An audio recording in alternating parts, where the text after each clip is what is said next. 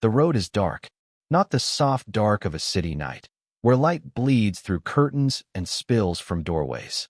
And the sky above is always a little orange. This is the thick dark of a first-century Galilean village after the lamps go out. The kind of dark where you cannot see your hand in front of your face, where the only light in the world is the torch you are carrying. And on this road, on this particular night, 10 young women are waiting. They are dressed in white. They have flowers in their hair. They have been waiting for hours. And the one they are waiting for has not come. His name is not given. In the story, he is simply called the bridegroom. But every person sitting on that hillside listening to Jesus tell this story knew exactly who he meant. In first-century Jewish culture, the bridegroom's arrival was the most anticipated moment of the entire wedding. It was the moment everything changed. The procession, the feast, the dancing, the candles, the laughter. None of it began until he came. The whole world waited on him. And he was late. Here is something you need to know about Jewish weddings in the time of Jesus. The bridegroom did not announce when he was coming.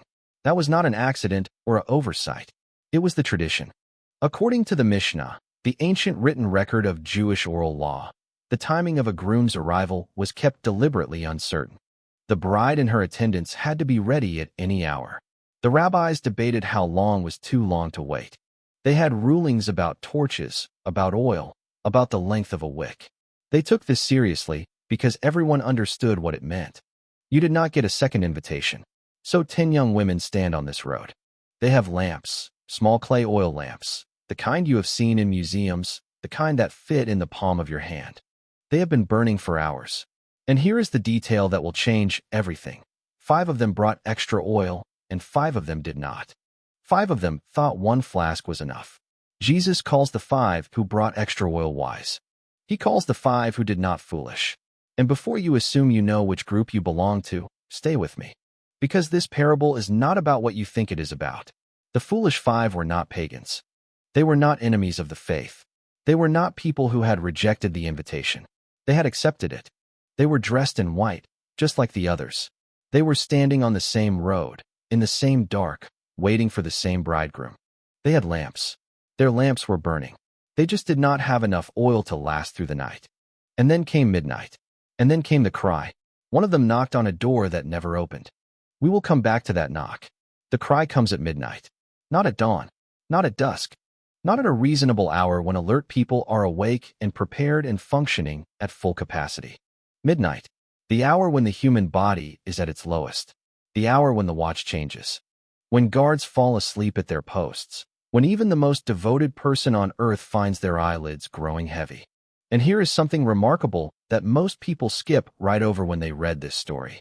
All 10 of them fell asleep. Read it again. Matthew 25, verse 5. They all became drowsy and slept. Not 5. Not the foolish ones. Not the unprepared ones. All of them. The wise virgins fell asleep too. Jesus does not rebuke them for it. He does not say the wise ones stayed awake through sheer spiritual discipline, while the foolish ones dozed off in weakness. He says they all slept. This parable is not about staying awake through willpower. This parable is not about being more alert than the person next to you. This parable is not about spiritual performance. It is about what you brought with you before the night began. Then at midnight, the cry. Here is the bridegroom. Come out to meet him. 10 women startle awake on a dark road. 10 sets of hands reaching for 10 lamps. 10 flames being trimmed and raised. And then, one by one, 5 of them realize the same terrible thing. The oil is gone. Now watch what happens next. Because what the foolish 5 do in this moment is not stupid. It is, in fact, exactly what any reasonable person would do. They turn to the women beside them. Women they know, women they have been standing with all night. And they ask to borrow some oil. Give us some of your oil, for our lamps are going out. It is a reasonable request. It is a human request. It is the request of someone who is desperate and frightened, and still believes this situation can be fixed. And the wise 5 say no. Not cruelly. Not coldly. The wise ones do not turn their backs and laugh. They explain, there may not be enough for both of us. Go to the dealers and buy some for yourselves. Some readers have found this answer hard. Selfish, even. But Jesus is not praising selfishness here. Jesus is describing a reality. There are some things that cannot be transferred. The early church father Origen, writing in the 3rd century, identified the oil in this parable as the Holy Spirit. The inner life of grace that comes from years of prayer, of surrender, of choosing God in the small moments when nobody is watching. And if Origen is right, then the wise virgins were not being unkind when they said they could not share. They were being honest. You cannot hand someone else your relationship with God. You cannot transfer your years of walking with Him.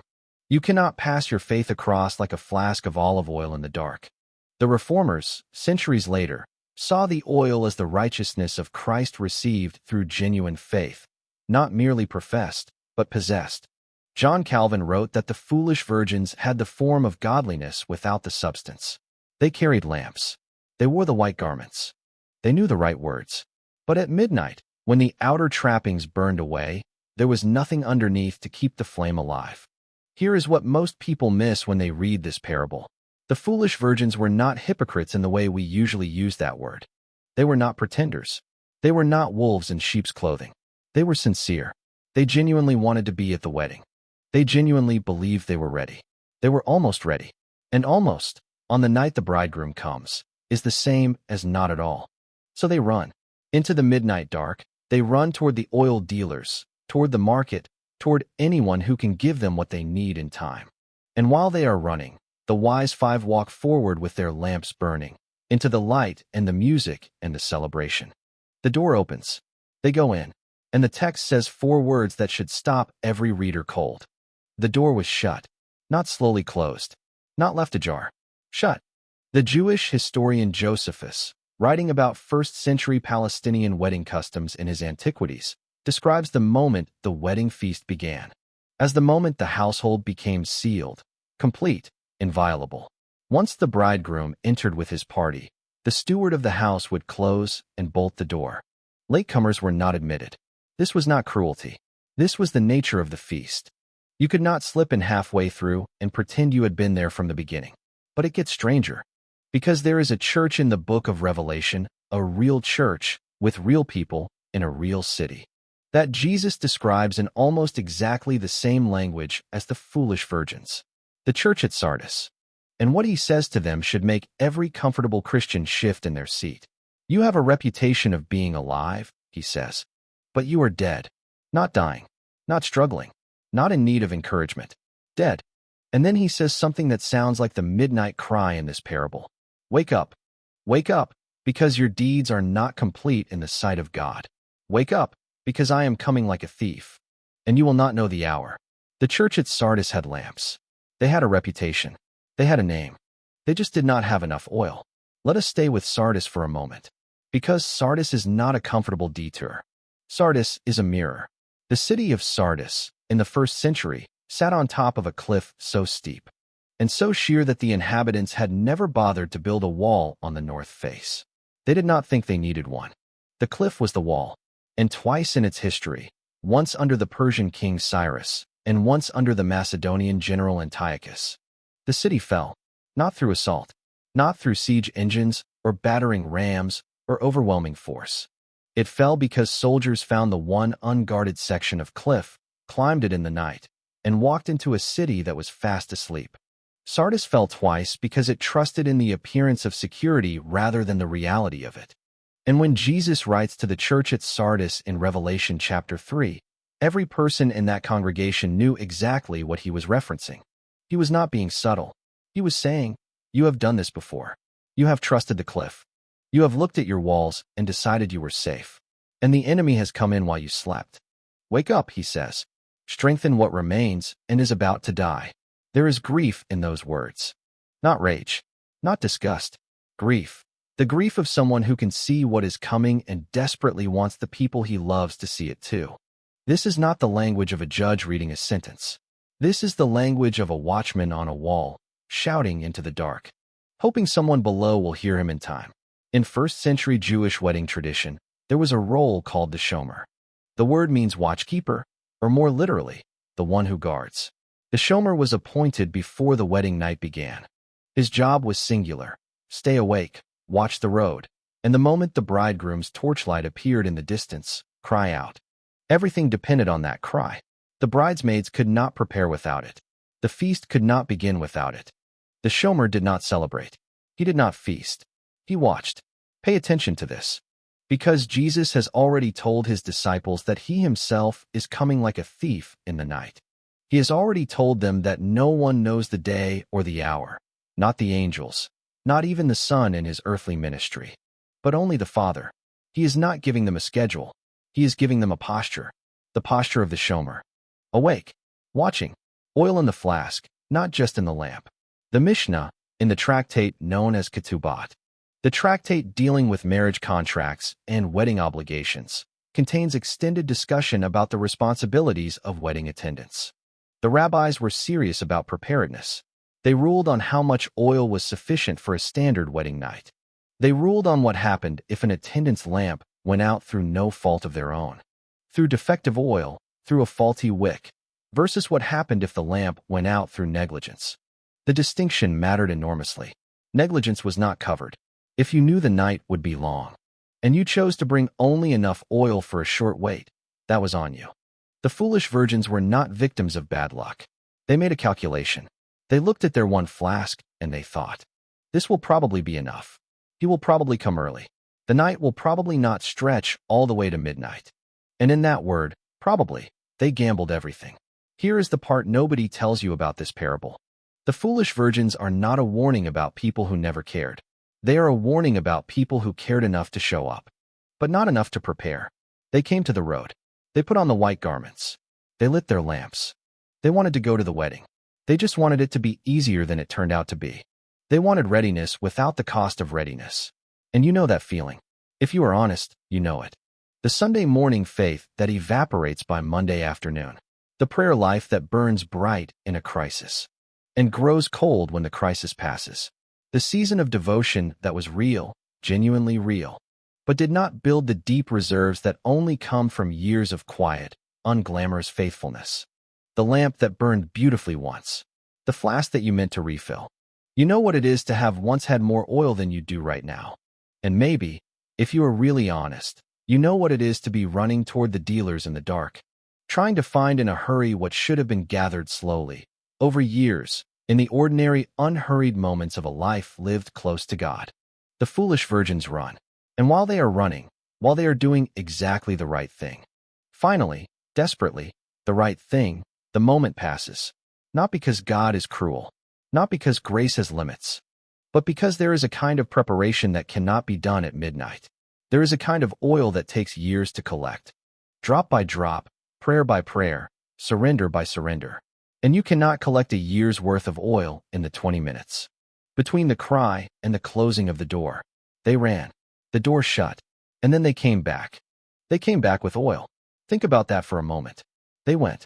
They found the dealers. In the middle of the night, in a village in 1st century Galilee, they found someone willing to sell them oil. They filled their flasks. They trimmed their wicks. Their lamps were burning now, burning the way they should have been burning hours ago. They had done the thing. They had fixed the problem. And they walked up to the door and they knocked. Lord, Lord, open to us. 2 words. Repeated. Lord, Lord. In Greek, the word is Kyrios. The same word used throughout the New Testament for Jesus himself. They are not knocking on the door of a stranger. They know whose wedding this is. They know the name of the bridegroom. They use his title. They use it twice. The way you say someone's name twice when you are frightened, when you need them to really hear you. When you are standing on the other side of a door that should be open and is not. Lord, Lord. And the voice from inside says something that has troubled readers for 2,000 years. I do not know you. Not. You are too late. Not. You should have been more prepared. Not even. I am sorry, but the rules are the rules. He says, I do not know you. And in the Greek, the word for know here is ginosko. And ginosko does not mean intellectual recognition. It does not mean, I have no record of your name. It means intimate knowledge. Personal. Relational. The same word used in the Greek translation of Genesis when it says Adam knew his wife. The same word Jesus uses in John 17 when he prays that his disciples would know the Father the way he knows the Father. This is not a records problem. This is a relationship problem. The bridegroom is not saying he has never seen their faces. He is saying he has never known their hearts. They were present without being close. They were affiliated without being intimate. They wore the right clothes, stood on the right road, carried the right lamps, spoke the right title, and somehow, through all of that, they had never actually given themselves to the one they were waiting for. They knew about him. They did not know him. And here is where this parable stops being a story about ancient Jewish wedding customs and becomes the most searingly personal thing Jesus ever said. Because he does not aim this at the Pharisees. He does not aim this at Rome. He does not aim this at the crowds who are casually curious and will drift away when things get hard. He tells this parable to his disciples, to the people who have left everything to follow him, to the people sitting closest to him on the Mount of Olives. In the last week of his earthly life, days before the cross, he looks at the people who love him most, and he says, "This could be you. Not will be. Could be. There is still time." That is why he is telling the story. Now hold that thought. Because there is a prophet in the Old Testament who saw this moment coming 700 years before Jesus sat on that hillside. His name is Amos. And what Amos saw was not a military defeat, not a plague, not a flood. What Amos saw was something quieter and more terrible than any of those things. He called it a famine. "Behold, the days are coming," God says through Amos, "when I will send a famine on the land. Not a famine of bread, nor a thirst for water, but of hearing the words of the Lord. They shall wander from sea to sea, and from north to east. They shall run to and fro, to seek the word of the Lord, and they shall not find it." They shall not find it. Not because God has hidden himself, not because the words have been destroyed, but because the people who spent years with the words never let the words inside. They heard without hearing. They read without receiving. And one day they reached for the word of God the way the foolish virgins reached for oil at midnight, desperately, urgently, finally understanding what they had always taken for granted, and the famine had already begun. This is what Amos is describing. This is what the foolish virgins experienced on that road. Not a God who abandoned them, a God they had kept at arm's length for so long, that when the midnight came and the distance finally mattered, they did not know how to close it. They had the lamp. They never had the oil. And now they are standing outside a door, saying a name they know to a bridegroom they don't. "Lord, Lord." And the silence on the other side of that door is not the silence of indifference. It is the silence of completion. The feast is whole. The door is shut. The moment that was always going to come has come, and it came, as Jesus said it would. Like a thief. Not announced. Not scheduled. Just suddenly, irreversibly, present. Here is what I want you to sit with before we go further. The foolish virgins did not fail because they were wicked. They failed because they were comfortable. They had enough oil to get to the road. They had enough faith to show up. They had enough religion to look the part. And they mistook that, the showing up, the lamp, the white garment, the waiting, they mistook all of that for the thing itself. They confused proximity to the wedding with readiness for it. And that confusion, Jesus is saying, is the most dangerous place a person can be. Not far from God. Almost there. Close enough to see the torchlight. Close enough to hear the music. Standing on the right road, in the right clothes, saying the right name. And finding, at the moment it matters most, that closeness is not the same as knowing. Now we come back to the door. Because there is something about doors in the teaching of Jesus that you cannot miss if you are paying attention. In Matthew 25, a door closes. The bridegroom is inside. The foolish virgins are outside. They knock. He does not answer. But there is another door in the New Testament. A different door. And the position is exactly reversed. In Revelation chapter 3, in the letter to the church at Sardis, the sleeping church, the church with the reputation of being alive, and the reality of being dead, Jesus says something that has become one of the most quoted verses in all of Christian history. "Behold, I stand at the door and knock. If anyone hears my voice and opens the door, I will come into him, and eat with him, and he with me." Read that slowly. In Matthew 25, the foolish virgins stand outside and knock, and the bridegroom does not open. In Revelation 3:20, Jesus stands outside and knocks, and he is waiting for someone inside to open. The door is the same. The knock is the same. But in Revelation, it is not the virgins knocking, it is the bridegroom. And he is not inside the feast. He is outside the church.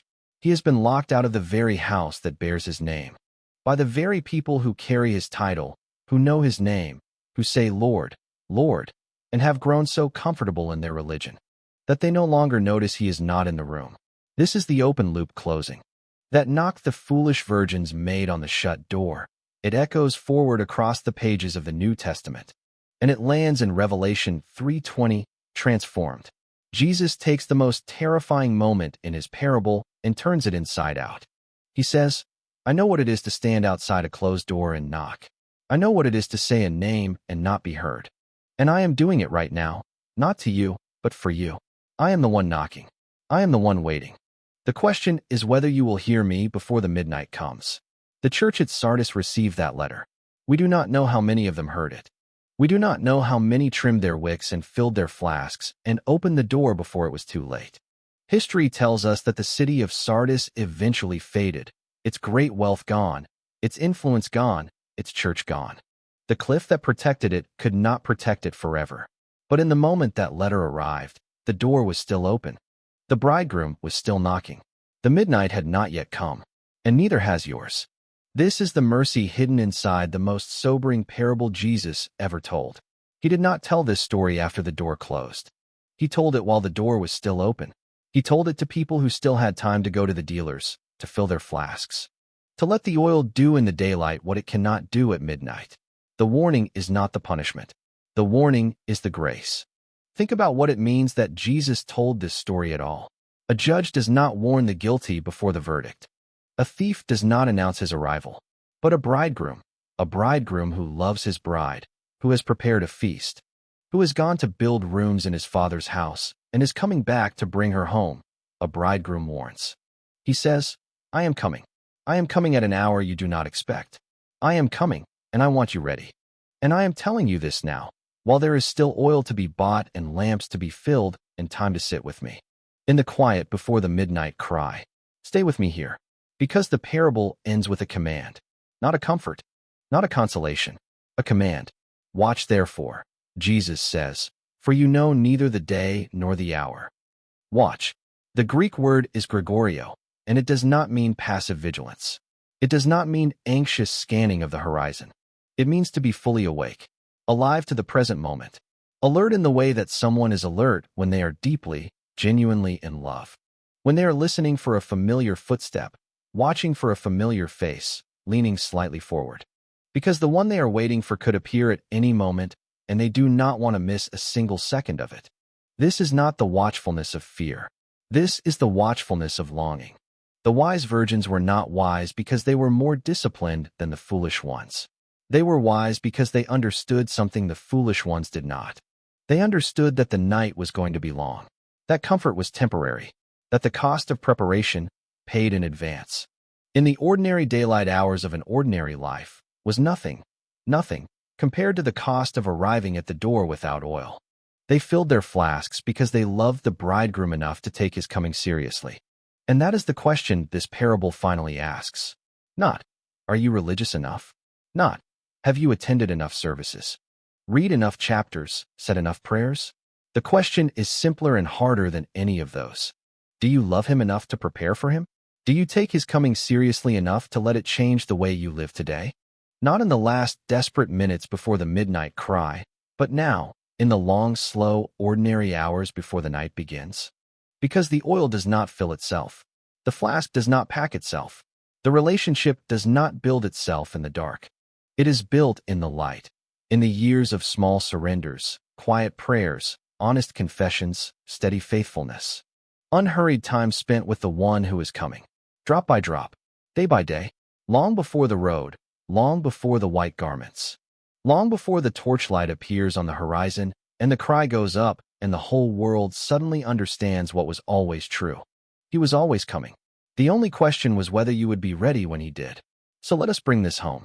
10 women, 1 road, 1 night, 1 bridegroom, and a parable that has been sitting in the middle of Matthew's gospel for 2,000 years. Waiting for you to read it not as a story about ancient Jewish weddings, but as a story about yourself. 3 things. 3 things to carry with you when you leave this video. The first is this: oil cannot be borrowed. There is a version of faith that is inherited. You grew up in it. Your parents had it. Your grandparents had it. You have sat in the same pew for 20 years, sung the same hymns, heard the same sermons, spoken the same prayers. And somewhere along the way you began to mistake the lamp for the oil. You began to mistake the tradition, the attendance, the affiliation, the knowing of the right words and the right name. You began to mistake all of that for the inner life that none of those things can replace. Origen was right. The oil is the thing that cannot be transferred. Your mother's faith will not open the door for you. Your pastor's anointing will not light your lamp. The reputation of your church, the history of your denomination, the years your family has walked with God, none of it fills your flask. Only you can do that. Only the quiet, personal, private, daily choosing of God. When it is inconvenient, when it is costly, when there is no one watching and no applause and nothing to gain but the oil itself. Only that fills the flask. And the flask needs to be full before the midnight comes. Not during. Before. The second thing is this: the door closes. Not in cruelty. Not in anger. Not as punishment for people who were trying. The door closes the way a completed thing is complete, the way a song ends, the way a season turns, the way a moment that was always going to pass finally passes. The door in this parable is not a weapon. It is a fact. And Jesus tells you about it now, before it closes, because he wants you inside. This is what every comfortable, casually religious, almost ready person in every generation needs to hear. There is a moment coming that you will not be able to prepare for after it arrives. There is a midnight that will not pause. While you run to the dealers, there is a door that will be shut, not as the final word of a God who wanted you excluded, but as the final word of a night that simply ended, a feast that simply began, a completion that could not wait indefinitely. For people who had indefinitely delayed their preparation, the door closes. And Jesus is telling you today, while the oil dealers are still open, while the light is still good, while the bridegroom is still on the road, the door closes. Go fill your flask. The third thing, and this is the one I want you to sit with the longest, is the most important thing this parable says. And it is not about oil. It is not about doors. It is not about timing or preparation or the length of the night. It is about knowing. I do not know you. That is the sentence at the center of this parable. Not, you did not follow the rules. Not, you arrived too late. Not, you were wicked or faithless or beyond saving. The sentence is personal, intimate. It cuts at the level of relationship, not performance. The warning this parable carries, the warning most Christians miss, is not primarily a warning about being unprepared. It is a warning about being unknown, about standing in the presence of Jesus Christ at the end of all things, and discovering that years of religion had somehow produced everything except what mattered most: attendance without intimacy, vocabulary without relationship, the name on the lips, but not the face and the heart. And the mercy, the staggering, almost unbearable mercy of this parable, is that Jesus told it. He sat on a hillside in the last week of his life, and he looked at the people who loved him most. And he said, "Let me show you the one thing that would break my heart. Let me show you the door I do not want to close on you. Let me show you the knock I do not want to leave unanswered. Let me tell you now, while there is still oil to buy, and time to buy it in a flask that is not yet full, what midnight looks like, so that you never have to find out." This parable is not a threat. It is a love letter from a bridegroom who is coming. He is coming at an hour you do not know. He is coming whether the night is short or long, whether you are awake or asleep, whether the world is watching or not. He is coming with light and music and a feast that has been prepared since before the foundations of the earth. He is coming, and the door of that feast is wide open right now. And the oil dealers are open right now. And the only question that has ever mattered in this parable, is what you will do with the time between now and the midnight cry. Fill your flask. Know the bridegroom. Be ready. If this video made you think, if it stirred something in you that has been quiet for a while, do not let that feeling evaporate the moment you close this tab. That stirring is the knock. That is Revelation 3:20 happening in real time. The bridegroom is outside the door of your heart right now, and he is not demanding, and he is not threatening, and he is not counting down a timer. He is knocking, gently, persistently, the way someone knocks when they have come a very long way and they really want to come in. Open the door. And if you want to go deeper, if you want to understand more of what the Bible says about the return of Christ, about watchfulness, about what it means to truly know God and be known by him, subscribe. There is more oil in these videos. Come back for it. The night is long, but the bridegroom is worth every hour of waiting. Watch therefore, for you know neither the day nor the hour.